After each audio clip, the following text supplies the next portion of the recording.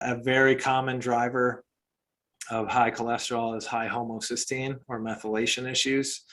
And so I've communicated to patients before, the cholesterol is, well, say you're having a party at your house, okay? And at every party, there's always a friend who's a drunk idiot and he's punching holes in your drywall, right? At least college parties, right? So, you know, that idiot gets too drunk, he punches holes in your drywall. Well, tomorrow you wake up and you have to patch the drywall because you don't want to pay the landlord, you know, more money. So you have to hire a handyman. Well, cholesterol is that handyman. Cholesterol, and LDL specifically, is that handyman.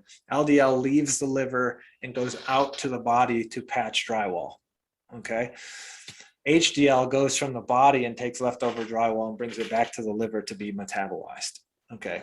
So if you have that party and that idiot punches holes in your drywall, and you have the handyman over, and your roommate comes in and says, "What are you doing here?" and tackles the handyman and kicks him out of the house, then the holes never get patched, right?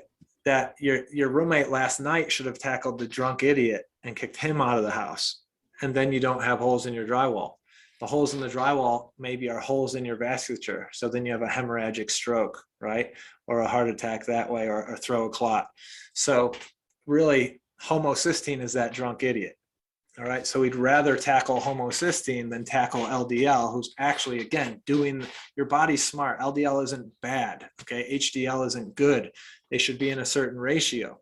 So if LDL's high, we don't want to say that's bad, tackle him. We want to say, well, why are there holes in our drywall that need to be patched, right? So we need to go a step further and say, is homocysteine around? Is CRP around?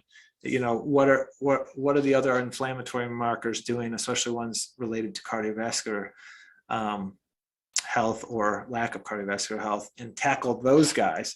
And if I tackle homocysteine, or I don't invite him to the party next time, I don't have to call the handyman tomorrow, right? So you know when you found it, because if you said earlier, like, what if diet doesn't work?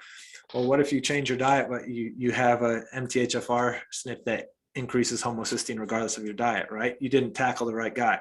So you know if you tackle the right guy, because the cholesterol will come down or equilibrate in your system to where it needs to be, if we nailed it in that case.